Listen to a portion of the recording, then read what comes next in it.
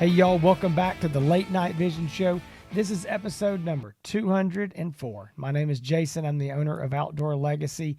And as always, I've got my co-host, Mr. Hans from the Hans East Texas YouTube channel. What's going on tonight, Hans, in Ben Wheeler, Texas, big town? What's happening? That's right. Yeah. Well, first of all, I want to thank everybody for tuning in again. Man, it just it surprises me. It shouldn't surprise me because we've been doing it for so long. How many people are watching the show and calling? And had a guy in line today at the grocery store that said, "Hey, I watch your show. Love the show." So thank y'all again for tuning in. It's very humbling and it makes it exciting to do this every week. Two things real quick before we get into the topic. We have an interview coming up with Mr. Tom Stewart with American Defense Manufacturing.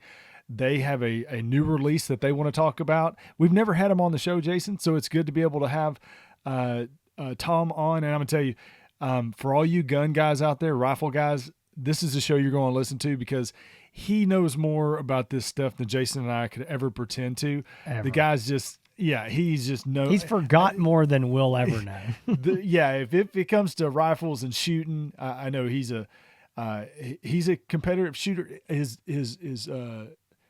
child is a competitive shooter too. I think he was talking about. So Jason's like, I'm not going to answer because I don't know that for sure, but I'm pretty sure. I'm pretty sure I remember talking about it. But anyway, so we got that coming up very soon. Also, we talked a while ago about. At some point, one of these shows, we're going to miss a week because we're injured or sick. Well, this was almost the week.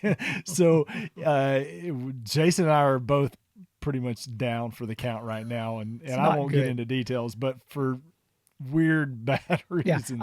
I'll say this. I was... 36 hours ago, I was in the emergency room getting an IV pain meds for what ended up to be a kidney stone that I still have inside me, and I'm still on pain meds. But I'm feeling way better than I was yesterday, but I'm still on pain meds. So listen.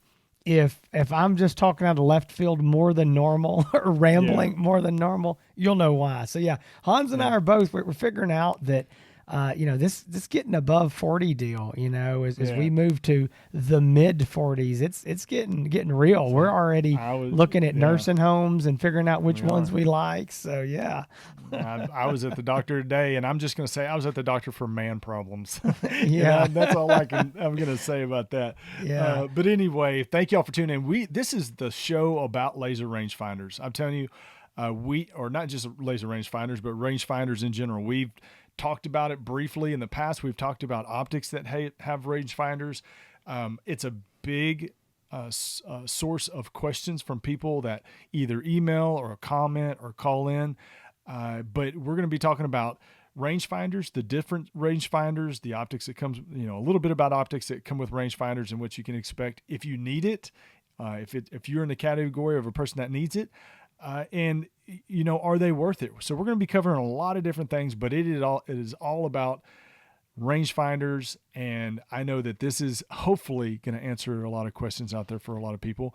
But before we get into that, I want to say one thing. If you are interested in a night vision or thermal optic, would love for you to give us a call. You can call and talk to me directly. You can talk to Jason, just as long as he's not on pain medicines, because we're keeping the phone away from him at this point. I was on the phone today because you were at the doctor for a while. I was. We're struggling. Anyway, we need a new younger salesman is what we need. Exactly right. So give us a call, 877-350-1818. All the optics that we talk about, all the ones that we share and do reviews on, everything you see here, you can find on the website, outdoorlegacygear.com. So you can talk to us if you are interested in purchasing anything night vision or thermal related. Anyway, let's jump right into it. Laser rangefinders, statimetric rangefinders. What the heck is all this stuff, Jason? All right. So let's talk about, this is going to seem a little bit obvious, but it's like, why would I need a laser rangefinder? And I know that the majority of people listening to the show are going to go, well, that's easy. I know why, because I want to know how far something is. And there's some truth there, but I want to break this down because we're going to take this to a level for a lot of guys who may have never looked through a digital night vision or a thermal optic. And they're going, well, okay, I mean, I hunt during the day, and I don't use a laser rangefinder. I don't have one attached to my scope. I may not even have one in my hunting bag. And so one thing that I'm just going to say here real quick that's going to seem really obvious, but a lot of times I talk to guys and it's kind of like it just doesn't click. Well, I'll say, do you need a laser rangefinder? They go, no, I got one. I use it deer hunting. I'm like, right, but it doesn't work at night. And they go, why not? And I go, well, when you look through it, can you see the animal? And they go, oh, yeah. So sometimes people just don't even think about that. So right. That's the first thing. Your normal daytime laser rangefinder is not going to work because you can't see the animal. So right. One of the issues, and this is kind of what I just wanted before we get into this, is, kind of why you need it. And some people say, well, I'm not going to be shooting that far. What's the deal? One issue with thermal and night vision is you're looking at a black and white display screen, okay, a little computer, TV screen, whatever you want to call it, little display screen, and it's one-dimensional, it's flat, and you don't have depth perception. What you also don't have is you don't have both eyes, and you're looking through one eye. And another thing that you don't realize is we use both eyes in our peripheral vision, and that helps us get depth perception and judge how far things are away from us. So being able to see, this, almost 180 degrees. I mean, I've got my hands out right here, and I can almost, I can barely see them out of each of my eyes here. And they're, almost back there by my ears. So when you have this, 180 degree field of view or thereabout, it helps you judge distance. But at night, you're taking away, one of your eyes. Then that other eye has this narrow field of view. Again, you're looking at a TV screen, and there's just no depth perception. So it gets really tough to judge. And Hans, I'm going to tell this story. We've told this story on this show before, but Hans came down here and stayed with me one time. And I got a buddy that's got a bunch of family land. They run a bunch of cows, and he invited us out to go hunting. And so he's a big hunter, but he had never night hunted before with thermal. And so Hans and he and I all went out, and we got on this big cow pasture, and there were some trees around, but we got on this big power line, okay, this big high line, and we could see forever, kind of rolling hills up and down. I mean, a long ways, and we were calling in coyotes. And so we got some coyotes that came out, 2 of them, way down there. And so we're all 3 lined up, and, we're watching these things, and my buddy's like, okay, when are we going to shoot? And I mean, Hans and I are like, kind of laughing. We're like, dude, those things are like 500 or 600 yards away. And he's like, no, they're right here. When are we going to shoot? And we're like, they're a quarter mile, Right. And so we kept calling. They kept coming. This guy's getting so antsy. He just like, why are we not shooting? Why are we not shooting? And he couldn't stand it any longer. And they were out there about 250 yards, and we really didn't know exactly how far. We know at least that. He was ready to shoot, could not stand it. And they got hung up. So anyway, we Hail Married one in there, didn't hit him, ran off. And he just kept going. They were so close. We're like, listen, those things were 250 yards at least. Like, no, they were under 100. So my point is, and by the way, he was adamant. He thought we were so wrong. He came back and told me later, he goes, well, he said, I got on, Google Earth, and I looked at those power poles and I counted, and he was like, yeah, you're right. Those things were way down there. Yeah. And I mean, this was his own property. He knew the property. He just could not believe it. And he said, Jason, I would have never believed they were that far away. And I'm going to quit rambling here, but it says I've had experiences with other guys that were the exact opposite. I mean, I was hunting with a buddy of mine one time. We were spotting and stalking some hogs, and we got about 50 yards away, and there was a bunch of hogs. It was moonlit. We could see them. I was like, man, we got to get these things. They're fixing to see us. And he's like, man, we got to get closer. And I was like, how close you want to get? And he's like, we're about 120 yards. I was like, man, we're 50 yards. We kept on. We got up there, scared him off. And as they're running off, he literally was like, yeah, I can see with my naked eyes. I think we got too close. So it just goes both ways. It's really hard to judge that distance. It is. Yeah. That's the biggest complaint that I wouldn't say complaint, but concern that we get from people is, hey, depth perception and judging distance is going to be the biggest challenge of people. And it's not just beginners. There's a lot of variety of people. And we'll talk a little bit about that later on in the section of if you need one or not, or should you get one. But so I think what you're talking about and why you might need a rangefinder, it's not just because of judging distance and depth perception. Those are the main reasons, but also the fact you want to make sure you're not taking too long of a shot. And that's the big thing is making sure that you are within your comfortable shooting range, whatever that is. Now, there's a lot of guys up there that call and say they're long distance shooters and they shoot at 800 yards. But at night it's a different ball game. But I would say there are a lot of people out there that need one. There are a lot of people that don't need one. But what I want to talk about too, before we get into the fact is who needs it and who doesn't, are the different types of rangefinders. So I'll list them out a little bit. You and I can talk a little bit about it, but I want to start out with the first one.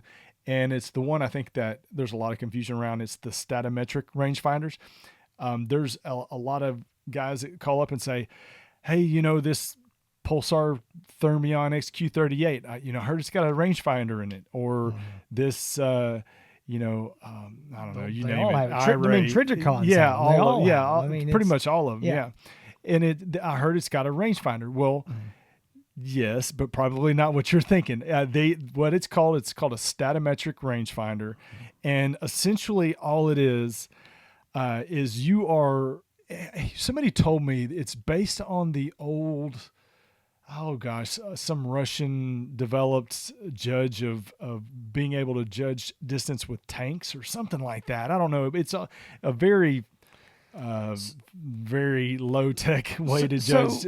So what judge it distance. is it's basically, let me tell you how it's supposed to work. And this is, so you have two horizontal lines on your screen, and you can adjust those lines so that they're closer or further apart.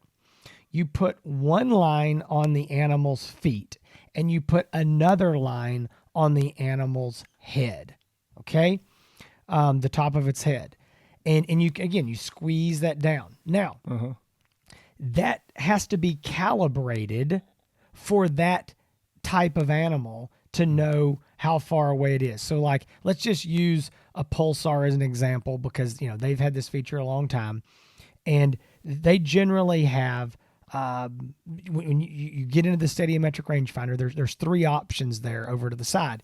You've got this elk or moose or something. I think it's an elk. It's a big giant animal. Right. Then you've got a hog, and then you've got a rabbit. All right. And so so the yardage is going to be different if you're looking at an elk or a hog or a rabbit. Okay. Because it depends. The size is different. So you're supposed to, let's just use the hog because that's easy. So you put it on there, and then you look over there and it's supposed to give you an estimate of the yardage. Well, here's the problem. That is not, it's not that easy. So number one, what size hog was this calibrated on? A 25-pound piglet, a 50-pound shoat, a 150-pound female, a 300-pound boar? I mean, this doesn't work. I mean, there's not, you go, well, all I'm trying to do is get an idea. I have an email right here. Let me see. I think I've literally got this pulled up because I was looking at it earlier. A customer sent this. This was last week, trying to use this Statimetric rangefinder. And he said, other night I was looking at deer that were no more than 300 yards. The Statimetric rangefinder said they were 1,300 yards. It was like, how do I use this thing? And I was like, you don't. That's exactly how you use it. You don't. It's not, they're not accurate. And look, there's going to be somebody come in the comments and they're going to say theirs works perfectly. They use it all the time. It gives them some close idea. If you can make it work, great. I cannot, and I have yet to ever meet anybody who can make them work on animals in the wild at very long distances, or at not just very long, at any kind of distance accurately. And let me tell you another reason why. So when you're squeezing these two lines down, here's where it gets tricky. Are you on the animal's feet, and are you right on the top of its head? And you use these things generally at your base magnification. Okay. Mm-hmm. So if that animal, I don't care if he's 30 yards or if he's 50 yards. I want to know, is he 200 or is he 300? Is he 3 or is he 4? So when he's that far, it's this little dot. And now I have to decide, am I really on it, or should I squeeze it in more? Or should I open it? Because he's little bitty. And every time you start squeezing or widening that out, the yardage is changing wildly. Folks, I'm just being honest. Everybody, AGM, Bearing, Pulsar, Trijicon, everybody's got these things. Mm-hmm. They don't work. Yeah. And if you can make it work, great. They're not going to work for 99% of the people. I think it's just something in there. Do not plan on judging your distance with these. Yeah, that's my 2 cents. Yeah, you're exactly right. It's not going to be a useful tool. So you would just assume that it doesn't have one at all, rather than if it worked, there would be no such thing as a laser rangefinder. Yeah, there's your answer right there. Exactly. For there which wouldn't exist. Yeah, so we talked about that. All scopes having the Statimetric. Let's talk about the other two types. And the other two types are laser rangefinders, but you got one, the permanently attached laser rangefinder, just like with what the AGM Varmint is. Bearing Optics has one that's going to be a laser rangefinder unit. You've got the Pulsar Trails, the Trail 2 XQ50 and XP50. You've got the in the Envision XRF. Those are permanently attached. You're not taking it off. Obviously, they are integrated into the scope electronically, so it reads the yardage on the screen, but it ain't going nowhere. Right. It's on there. Now, the other option that you have is a modular laser rangefinder. This is a unit that you can purchase after the fact, after you purchase the regular scope, but you can purchase this modular laser rangefinder that can be plugged into the side of the scope and mounted onto the side of the scope, and it will integrate in there electronically, but there's only one scope brand that has this as an option right now, and we're filming this show in almost April, at the end of March 2022, but that may change. But the iRay Ricos, so you got the iRay Rico 384, and the two 640 versions, the RH35 and the RH50, those will accept a modular laser rangefinder. That now, when you add that, it's got to be mounted, it's got to be calibrated. Not a difficult process, but obviously the laser rangefinder does have to be calibrated to the scope. But that's an option for people that purchase the scope, but then realize later on down the road, you know what? I think I do need a laser rangefinder, so I'm going to go ahead and pick that up. So those are the other two types. Like you said, you got the permanent laser rangefinder and you got the modular laser rangefinder. Yeah, and I just want to say one quick thing about that. Hans mentioned this. So right now, only these Ricos, and I think maybe ATN has something, we're not sure, but only these iRay Ricos can you add the laser rangefinder to. I had a guy today on the phone that asked that question. He said he just didn't quite get that. We were talking about laser rangefinders. He goes, well, I don't need one, but if I buy a Bearing, Super Yoder, I'll just add one to it later. I was like, no. It's with or without. It's not an add it. Only these iRays can you do that. And he was like, oh, I was totally confused. He said, I thought you could add them to all of them. I was like, no. So it is that decision that you need to make up front. Now, we're fixing to move in here and kind of start talking about the do you need one or do you not? And at the end of the day, that's a decision you're going to have to make for yourself. Hans already hit on this, but I'm going to bring this up again. And it's kind of, what is this purpose? And I know everybody, the mindset is, I want a rangefinder so I can shoot as far as I can. And I tell guys, I believe for night hunting, the purpose of the laser rangefinder is to be sure you're not shooting too far. And I don't want to be shooting in the dirt and, totally missing this animal. I don't want to be shooting at an animal that I think is 300 and he's really 400, I'm not going to shoot at 300. But I mean, I don't want to be that far. So to me, the purpose is to really help you not shoot too far. And I tell you something else we're going to get into here in a minute, so we haven't forgot it, but it's going to be the question of, do you get your rangefinder in a handheld thermal or in a rifle scope? Because we're getting more and more handheld thermals with laser rangefinders. So we'll talk about that too, kind of here towards the end. But Hans, let's bust off into this and talk about really who a laser rangefinder. I mean, somebody who should consider it, and maybe somebody who shouldn't. You know, I mean, there's a bunch of guys that really will never need a laser rangefinder. So here's the meat and potatoes of the whole conversation and what everybody wants to know. So I will tell you, when people call up and ask, and that's what they say, do you think I need a laser rangefinder? Here's the information that I give. First of all, if knowing the exact, and this overrides everything. This is, if you answer yes to this, then you probably need a laser rangefinder. But if knowing the exact yardage makes you a more confident, effective shooter, then by all means get a laser rangefinder or get an optic with a laser rangefinder. Because I know that a lot of shooting, a lot of hunting, a lot of it has to do with being successful with hunting. A lot of it has to do with confidence. And sometimes confidence has something to do with knowing that everything is correct, meaning you got the right ammo, you got the right rifle, the right optic, the right yardage. I mean, a lot of that for some people mentally, all the ducks have to be in a row. And if knowing the exact yardage of a target is important to you, whether it's 54 yards or 254 yards, then by all means, like I said, look at optics that have a laser rangefinder. Now, from there, on that question, if you're like, well, yeah, but no, it's not a big deal. The people that I think are good candidates for an optic with a laser rangefinder are people that either hunt new properties all the time, where they have access and they're getting calls, hey, come hunt my property, and they don't have the benefit of going and visiting those places during the day that often. So if you're just going to a new place and if you're going to new places all the time and you don't have an opportunity to go there during the day and kind of get a lay of the land, to kind of, get some ranges during the day where you can see, okay, standing here, over to that tree is 200 yards. If it's new property, because that's where I find that I struggle with judging distance is when I'm on new places, because I'm just not familiar with it. All the places most of all the places that I hunt, I'm very, very familiar with.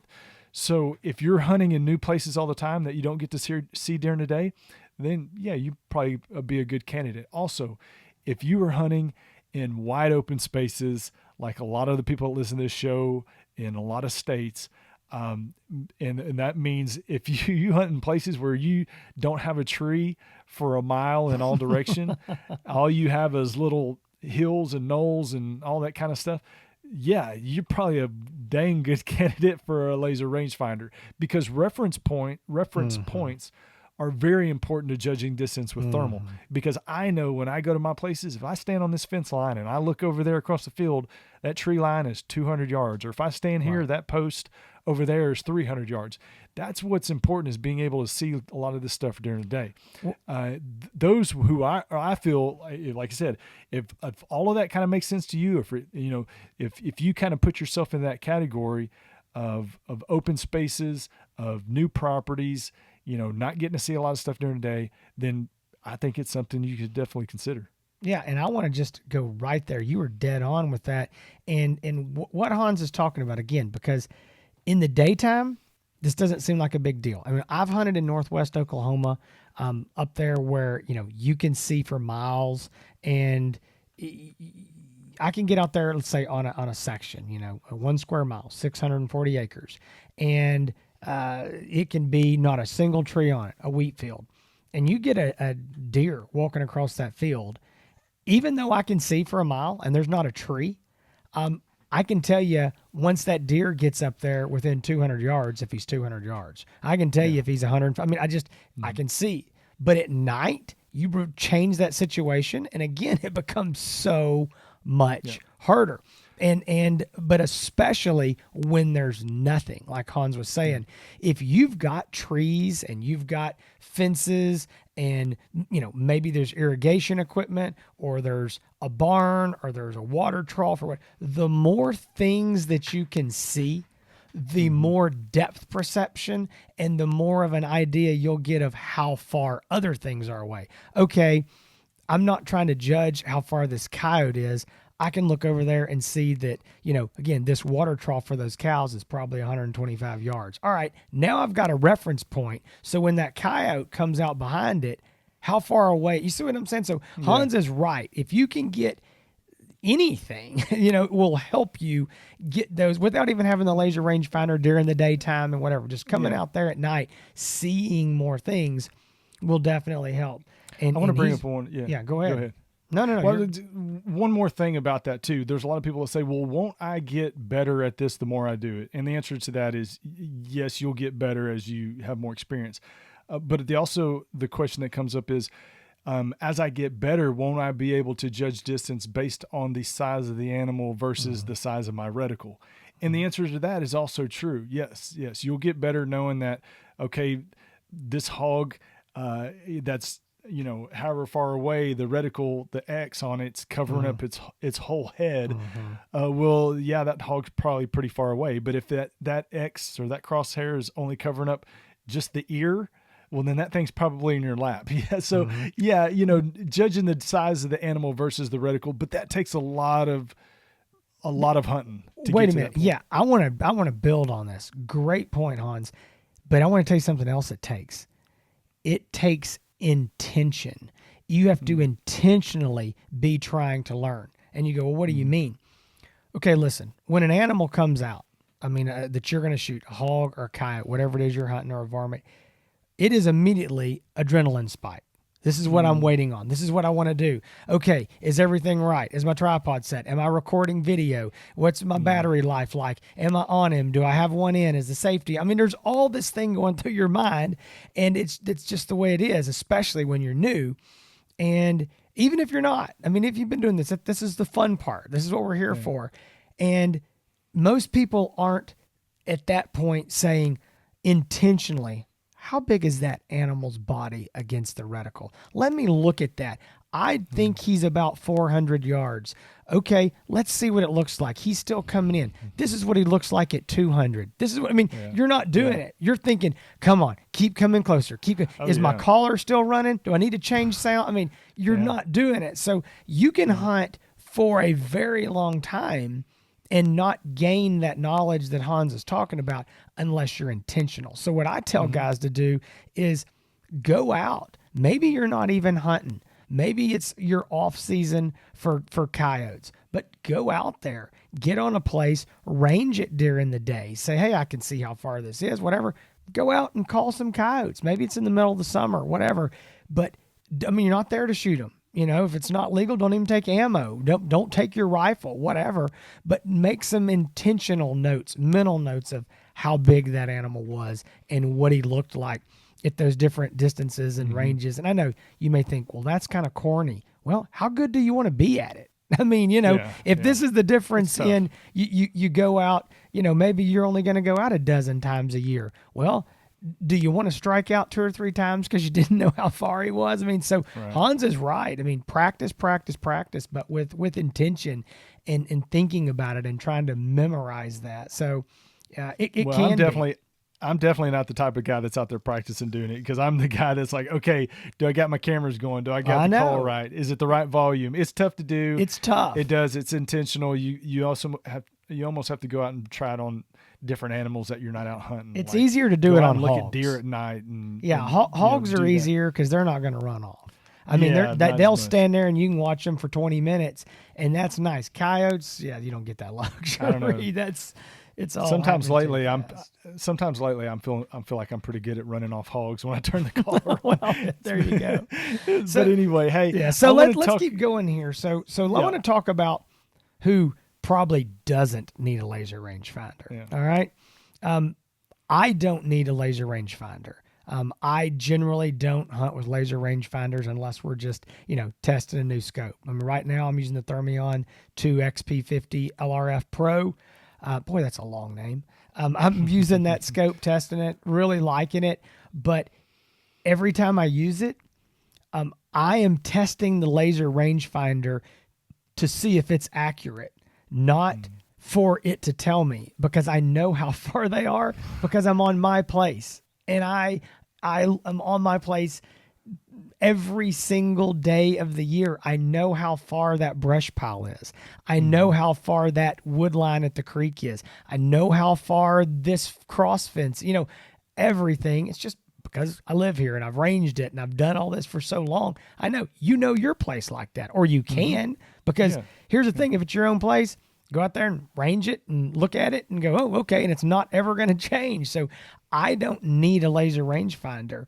And I know how far those things are. Another thing, this is what I tell guys. You don't have to know the ranges of everything, but if you know 1 or 2 points on a place, now you can get a good idea. So let's say this. Let's say that you go out and you know that a tree line on this one property is 400 yards, but there's not much between you and that. But I know that tree. I can look on Google Maps. It's about 400 yards. All right. Is that animal halfway? Is it closer or further than halfway? Well, it's closer than halfway. He's under 200 yards. Shoot him. I mean, it's like that's all that matters. I don't care if he's 125 or 175.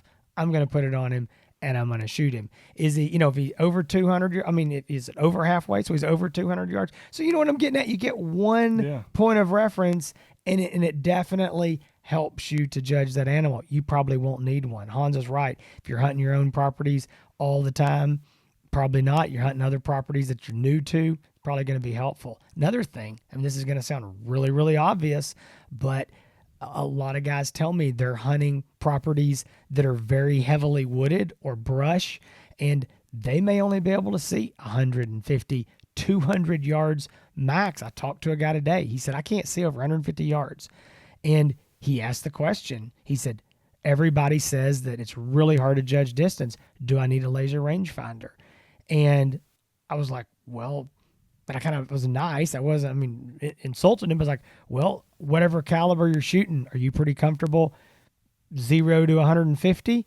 And he was like, yeah, just put it on and shoot. And he kind of sat there and he goes, that was a dumb question. I was like, no, it's not. He's like, well, everybody keeps sending me a laser rangefinder. I said, if you can't see but 150, 200 yards, you don't need a laser rangefinder. So definitely, I don't think everybody has to have one. I think most people probably don't need them. The more I talk to people, but that's right. Most people don't need them. But the big question is, and you might be bringing this up, do I need a laser rangefinder in my handheld binocular or in my scope? Okay, that's the big that's question. where I was going. That's a big one. All right. So I have some thoughts on this, and sometimes I feel like my opinion on this changes from time to time. Tell me what you think. You and I haven't talked about this, so tell me what you think. No, we haven't. So this is not. There's no right answer. There's no wrong answer. People call and say, I'm thinking about getting a laser rangefinder. I just don't know if I want one in my binocular or want one in my scope. What I will say to that is, and maybe I'm thinking too simplistic about this, but my thought is that you need to know the range of an animal, of a target, right before you shoot. When you're going, most of the times when you're going to range an animal, it's going to be right before you shoot, so you take the shot. Because if you have a binocular and you range a coyote, and then you jump on your rifle and he runs 100 yards in, by the time you're switching over, it doesn't do you much good. So my thought is, probably the laser rangefinder on the scope is more useful, because you're shooting, you're getting the range of a target, and you can get the range right before you shoot. Now, the other side of me says, well, no, because you just get the ranges from a binocular, get your reference points, get this tree, range the tree while there's nothing going on, get that barn, get this whatever, and get your ranges before you have any targets. And then that way, when a target comes in, all you have to do is shoot. So I don't know, man. It's half a dozen one and six in another. I don't know. I think you're dead on with that. I agree totally. I want to say one more thing. So I'm gonna bring this up real quick because I just thought of it, and then I'm gonna talk about the handheld and the rifle scope. People ask me all the time, are these rangefinders accurate and are they reliable? I'll tell you this, overall, as rangefinders go, they seem to be the most reliable part of these scopes. They rarely seem to tear up or not work. They seem to work really, really well. And are they accurate? I have yet to find a laser rangefinder of any brand, of any thermal optic, that was not dead on perfectly accurate. I mean, they're as accurate as any other handheld laser rangefinder would be. So, yes. Now, with that said, kind of rolling this in to getting a rangefinder in your scope versus your handheld, I will tell you there is one benefit to a rangefinder in your rifle that you're not going to have in the handheld, in your rifle scope, I should say, and that is being able to judge a further distance. And here's why. When you don't realize how much you shake until you take that laser rangefinder in your hand. And again, you have to, all these scopes, when you're ranging at your base magnification. Okay. And so if that animal is naturally way out there, because that's where you're trying to range him, you're shaking and you're trying to put a laser, a needle on that animal. And so for me, and this is going to be different from different people, with a handheld thermal optic with a laser rangefinder, when I'm holding that up, if I tuck my elbows in as tight as I can and get as steady as I can standing there, I can range about 300 to 350 yards. I cannot consistently range over 350 yards hand holding. Now, if I lean up against a tree or a truck or a pole or a something, I can get on closer out there in that 350 to maybe 400. If you're on a rifle, I'm making the assumption here, you're on a good steady tripod, 350, 400, 450, that's not a problem. I mean, maybe you might shake a little more than that. But for me, I mean, I can get in those 400s pretty easy. I know there's some guys can do it way further than that. Again, just depends on how much you shake. But again, that's not a fault of the laser rangefinder. That's just your ability to how still you can be to thread that needle all the way down there. So this is what I tell everybody. If you got a laser rangefinder in a handheld and you can't get a good range on him because you're shaking a little too much, that tells me all I need to know. He's too far to shoot. That's what that means. He's too far to shoot. Right. Wait till he gets closer. It doesn't matter how far he is. He's too far. So I think you bring up a good point. Yeah, and I'll tell you one more thing that I think is really cool about a handheld with a laser rangefinder for some guys. I have guys that tell me they hunt with a partner or they hunt with other people, and rather than have two shooters, they like to have a spotter and a shooter.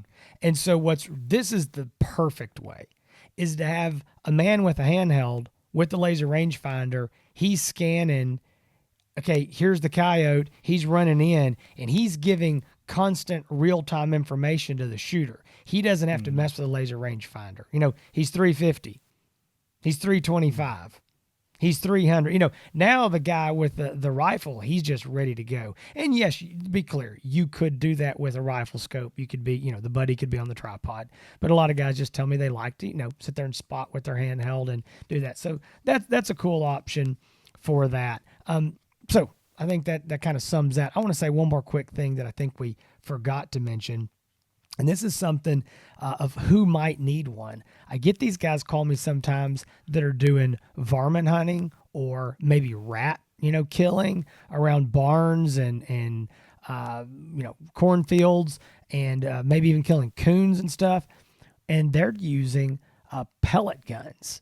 These high-powered pellet guns. And some of these things are fully capable, I know, of shooting, a couple hundred yards. But I've had some guys tell me, like, listen, I'm shooting in feet. I may be shooting something out there that's literally 30 feet or, whatever, 30 yards, but they want to know exactly. They're never looking to shoot anything over, say, 30, 40 yards. And they're wanting to know the exact distance for, how far it is. Same thing, guys, maybe crossbow hunting even. And so it's kind of the opposite. They're hunting really close, but they need to know their exact yardages for that close range hunting. So that's just somebody else who might need it. So anyway. So if you are interested in an optic that has a laser rangefinder, the good news is that the list of optics that are including a laser rangefinder, a permanently attached laser rangefinder, that list of scopes is increasing, and it's definitely this year alone. There's going to be a lot more options. We mentioned a few. So if you're interested in a scope, a thermal scope that has a laser rangefinder, has a modular rangefinder, or no laser rangefinder at all, give us a call, 877-350-1818. You can find everything on outdoorlegacygear.com. Again, you can call up, you can talk to me, you can talk to Jason. We'd be glad to help you out, answer your questions, point you in the right directions. We've been known to throw some wrenches and spokes when it comes to people that call up and think they know exactly what they want. And then we kind of talk them into a different direction. But I think what most people will say is at the end of the conversation, they got something out of it and they learned something. So we'd love for you to give us a chance to earn your business. If you want to check out all of the past episodes, all the Late Night Vision Show episodes, you can do so on the latenightVisionShow.com. Or you can check it out on the YouTube channel. It's the Late Night Vision Show. Also on all the audio only versions, which is iTunes, Google Play. I know Spotify. We're uploading videos to Spotify now, and also Facebook. So you can watch full episodes on Facebook as well. Thank you, Mr. Jason Robertson on that. I was thinking, who are you going to thank? Because if it's not me, exactly, he's the man that's doing that. I've been uploading those, so no. Yeah, so you can find Jason on all the socials, Instagram, Facebook, also on YouTube, Outdoor Legacy. You can find me on Instagram and YouTube. Real easy. It's Hans ETX. That's HANS. ETX stands for East Texas. So Hans East Texas. You can find me over there. And we're going to be back soon next week. Hopefully, knock on wood, depending on you and I get the bandages off soon. We'll see. Really. Isn't that the truth? So getting old's for real. And also don't forget, in the next few weeks, we do plan to have Mr. Tom Stewart from American Defense, as Hans mentioned before. Have him on the show. We're going to try to get that interview recorded, and we're trying to he's a very busy man, and his schedule and our schedule, and trying to get everything lined up, but we think we're going to get that done here very soon. Excited about that. Folks, we hope to see you back here next week for episode 205. I'm going to tell you something. We've taken a couple weeks off from the reviews, but we've got a pile of thermal and some night vision reviews to do. We have got there's more stuff coming in. I literally think we could do a review every show for probably the next 6 months. I mean, there's so many things coming up. So if you like that, you are in for a treat. If you don't like that, you're not in for a treat. But we hope to see y'all again next week right here at the Late Night Vision Show. Between now and then, y'all stay safe in the fields and keep making those bacon pancakes.